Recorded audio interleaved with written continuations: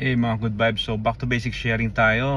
Talakayin natin yung about CADSOC ng ECDIS, no? So yung CADSOC is abbreviation for Category of Zone of Confidence. So ginawa yan ng International Hydrographic Organization para makategorize yung confidence sa isang lugar, no? So yan yung basihan ng depth and position, accuracy ng depth and position ng isang lugar.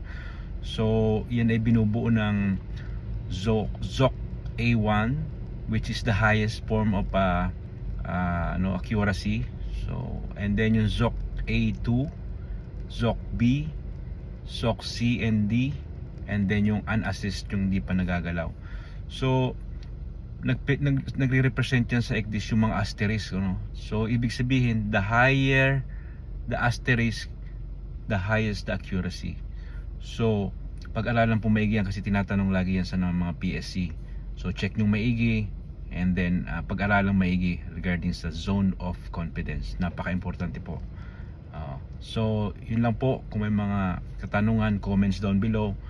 And then huwag kalimutan, 1 learning a day equals 365 learnings a year.